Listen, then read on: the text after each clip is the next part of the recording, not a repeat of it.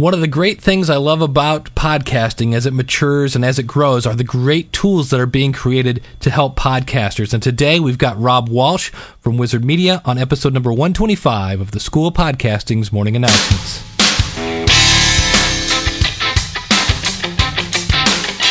It's the School of Podcasting's Morning Announcements. Here's Dave Jackson. All right, hey, thanks for tuning in. Today's interview is kind of lengthy, but it's great information. It's with Rob Walsh from Wizzard Media, and I introduce him on the phone call, so I won't bother doing that now. I will give you just a little bit of heads up. If you haven't seen the School of Podcasting lately, I've redesigned the site. I'm actually using WordPress to do that, along with my, if you go to WordPressTool.com, I'm using that system, and it's kind of interesting because it's WordPress without any sidebar. I just have top and bottom links. It's interesting. So check that out, schoolofpodcasting.com. I threw a little bit of flash at the top of it. And let me know what you think. If you'd like to contact me, it's real easy. Dave at schoolofpodcasting.com. Got a toll-free number for you, 888-563-3228. And our website, which I just said, is schoolofpodcasting.com. Everything we talk about today, you can find in our show notes, which are at shownotes.schoolofpodcasting.com. But like I said, today's interview is about 15 to 20 minutes long. So with that, I'm going to shut up. And here's my talk with Rob Walsh from Wizzard Media. Well, joining me on the Skype phone here, a man with many titles. He is the author of Tricks of the Podcasting Masters. He's obviously, everybody knows Rob from Podcast 411 at podcast411.com. But I think most of you know that he now works for Wizzard Media. So I brought him on the show today. Rob, thanks for coming on the show. Well, Dave, thank you for having me on. And, of course, he's also one of the co-hosts of that weekly the weekly train wreck known as Today in Podcasting. Weekly with quotes around the weekly. Yeah, exactly. And last night on last week's Today in Podcasting, we kind of got into a conversation about what Rob does at Wizzard. So I said, you know what, Rob, I really like that information. Why don't you come back on and do a bit of a repeat? So why don't you tell us a little bit about, your title and kind of what you're doing with Wizzard? Well, I got the coolest job. It's VP of Podcaster Relations, and my job is to work with podcasters and help bring them a couple things. I mean, there's a lot of podcasts that host on Libsyn.com, and Wizzard is the parent company of Libsyn. And Wizzard's got really two primary functions when it comes to podcasters, and that's where my job comes in, and that's to help get them promotion and help get them advertising. So we work with the podcasters. The advertising I know is what you'd like to talk about, but we also have the promotion side, and we talk about that later. On the advertising side, Libsyn, we've built our own technology from the ground up to work with our servers to do ad insertion, and we can do geo-targeted ad insertion, down to the city level or an area level or country or state, do a whole state. And we can insert anywhere in an episode, be it audio or video. And on the video side, it'd be any video that plays on an iPod or WMV. So when you say anywhere in a podcast, so like if I want to insert an ad at the 48-second mark kind of thing? If you want to put it at the 48-second mark and 128 milliseconds, we can do that. So how does that work does the podcaster then, is there like a spot where he knows I need to pause at 48 seconds? No, you can take your whole back catalog and you go through each episode and find the exact spot you want to insert for each episode. And we've got a tool, and you go through and you can listen to the episode or watch it if it's video, and then find the exact insertion point. Or if you know the insertion point from your audio editing software, you can manually type that in an interface, and those insertion points get tagged with each episode.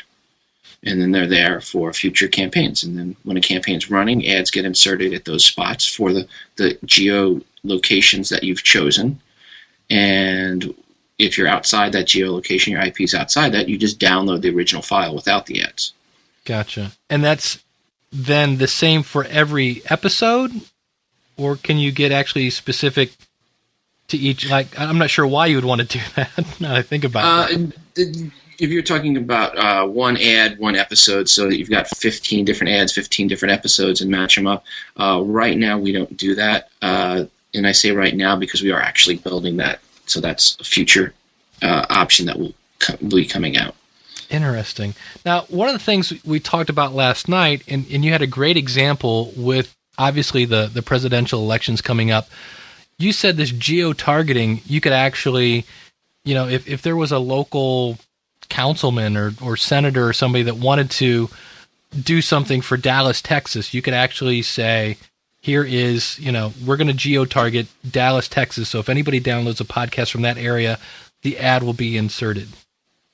Yeah, and we can even go two ways. We can go into the individual cities around Dallas, Texas, or we can take the whole area of Dallas, Texas. So take the whole metro area. So we've got the choice between getting it down to, each city and each suburb of a city, or you can take the whole metro area of Dallas and target it that way. So, if you're a congressional, except for they redid those crazy congressional district lines that run like great, all different shapes.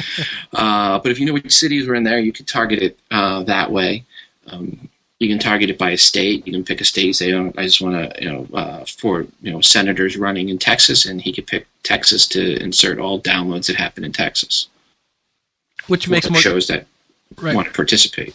Right. Which then makes more sense than sponsoring somebody who's not geo-targeting, because then he's obviously paying for things that are wasteful.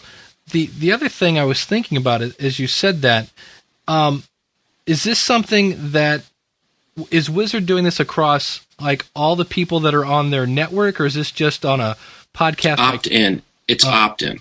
Okay. All advertising on Libsyn is opt-in. We don't ever force advertising on anyone. And if you get advertising on your show, you get compensated for that advertising. Okay. You're never going to have an ad show up on your show that you didn't approve of. Right. And now, are those ads pre-made, or is this something that where the podcaster is reading something and then it's inserted later, or? Well, it's all ad insertion, so it's all inserted later.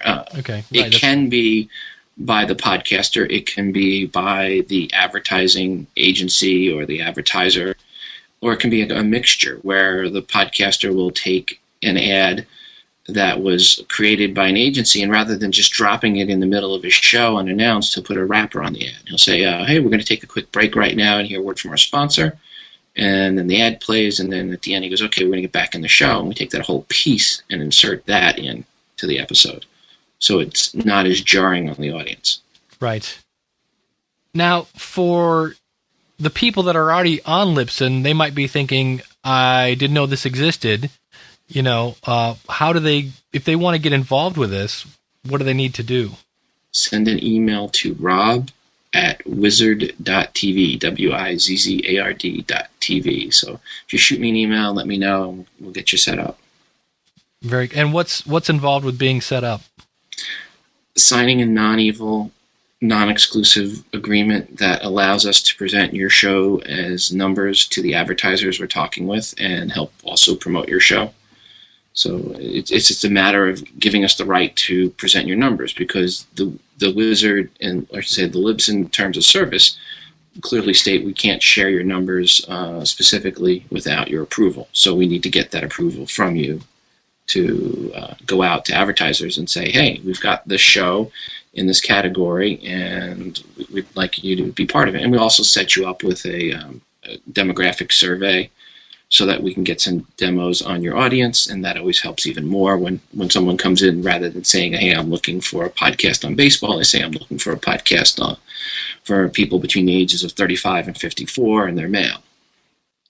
Very cool. And what we're talking about last night is, because of this, the ability to target, and especially with a demographic, this is where you can boost your CPM, because if somebody walks in and says, look, I need an audience in Tucson, Arizona, I need the males 21 to 25. If you've got that information, which you can pull, now because you're giving them such a unique niche, you can then charge a lot more for that. That's one of the bonuses of the system. And what I guess, because obviously you can't tell numbers, but we were talking last night and you said it goes from the wide range of maybe into the teens all the way up to, maybe close to 1,000. So, and that is again based on all of the, the different variables that I just spoke about. The tighter the niche, the higher the CPM you can charge. Now, is there any kind of blanket percentage that goes to the podcaster? Oh, yeah, our agreement is a standard 50-50 split. And remember, we're covering basically the bandwidth costs. I mean, yeah, Libsyn costs a little bit to pay for to sign up, but overall you're paying $10, $5 a month for unlimited bandwidth. We have shows that are getting 500,000 and more downloads. We have shows getting a couple million downloads a month and still paying that low $10, $20 a month range. Right. So, but yeah, we do a 50-50 split, which is standard. Beautiful. Any big sponsors that you can crow about? Biggest one we've had running is the U.S. Navy. We had a large campaign. We have another one running with them again. And then we've had some smaller ones. Audible's an ongoing advertiser with us. We did a Geek to Geek last month for some shows. We had a campaign running with Midwest Teen Sex Show for actually it would have been December. We're in February now, aren't we? And some others in the works. We've got a lot of proposals out there working with and talking with a lot of ad agencies and just looking for more podcasters to be interested. Great. Now, you mentioned promotion was another feature that you guys add. How does that work? We've got agreements with different video streaming and some now internet radio stations to help promote podcasts, be it audio or video. So we're working that. We're also in talks with hardware manufacturers and getting premium placement for that. On iTunes, there's a Wizzard media channel. We're one of the few people that have a featured channel on iTunes. So many different things we're working with. A couple other ones. We work with PR on the PR side to help bring the podcasters that are on our network together with mainstream media, with reporters, and get them hooked up into stories that way. We find that works very well for boosting people's number of downloads. Very cool. Yeah, I've seen so it's like a radio station in iTunes is the one you're talking about. Well, if you go into iTunes on the podcast, on the left-hand side, as you scroll down on the podcast page, you'll see featured providers. And actually, I'll give you the exact wording of what Apple uses. In podcast, it is called, featured providers. And Wizzard is one of the featured providers on there. We have our own little channel, shows that host with us. But that's just, again, it's one of the things we do for video podcasters. We also have deals with VO in place, and we've got featured channels there and a few other video sharing sites that we're working with to help get more promotion out for the podcasts that are hosting with us. Very cool. And again, if you want to find out more about this, just go to wizzard.tv. And if you're the hosting company he's talking about is Libsyn, it's libsyn.com. I want to change gears just for a second. Tricks of the Podcasting Masters is Rob's book. He's actually, I'm co-author. Well, co-author. Don't forget Murr. Yeah, I'm sorry. There you go. Let's get Rob in trouble, shall we? Yes, because I get an email for every time Murr someone says that, and I don't jump up and... Co-author. Any plans for any other books in the future? Oh, no. God, that was... Anyone who's written a book, oh, wow, it's a lot of work. So, yeah, I barely have enough time to get my shows out. I took a 2-month hiatus from Podcast 411 and finally got a new show out last night, which is the first one since November 25th. Now, did you alert your listeners that you were taking, was it a planned thing, or did you just temporarily pod fade, or? I guess we'll call it temporary pod fade hiatus. The wife is pregnant. She was sick. I just didn't have the time to put into it because where I normally would have had time to work on the show on the weekends, I was spending all the time with my son because my wife wasn't feeling good and other things. So just now that the nausea is over, I'm hoping to be back podcasting on a more regular basis. Gotcha. While I also have you on the phone, I might as well let you talk about the thing you've been organizing, of course, which is the PodCamp that you've. When is the date for that? February 16th. So a week from this coming Saturday. It's in Overland Park, Kansas, which is a suburb of Kansas City. So if anyone is within driving distance of Kansas City, would love to see you at the event. We'll have 24 different sessions on that Saturday. We have 4 tracks, 6 sessions a track. It's co-sponsored by the KU School of Journalism. So one of the best journalism schools in the nation, and gotten behind it and is supporting podcasting, and they've given us a great facility to have the event at the KU Region Center in Overland Park. And we're still looking for more people to speak because I don't want to be doing 5 sessions. So they already have John Ong from the Online. John is, for those that know John, John's one of the really original podcasters. He started in October 2004, and he has been podcasting all along, and just a great guy. He's going to be presenting on how to podcast using GarageBand. We have Michael Bailey from Mobile Talk is going to be doing some presentations. Ed Roberts from the Kansas City Weather Podcast, who has put out more podcast episodes than I think all but one other person out there. He's done almost 1,000 episodes. He's been podcasting pretty much almost every day since January of 2005. So Ed is a machine. Yeah. All right. Now, the last question, I didn't even tell you I was going to do this, so this may be an edit point. We'll see. But we do a thing on the show called the last 5 and 5, meaning what were the last 5 podcasts you listened to, and hopefully it doesn't take you 5 minutes to remember, but can you think of the last 5, not your favorite 5 podcasts, it just so happens to be what were the last 5 you listened to? Yeah, I can tell you. Mac OS Ken, which I listen to in the mornings. I listened to the latest Skepticality. I listened to the latest Dave's Lounge, which was, I think, episode 104, if I'm not mistaken. I listened to, what was it? Now I'm drawing a blank. Twit, sorry. Okay. And I also listened to The Gang.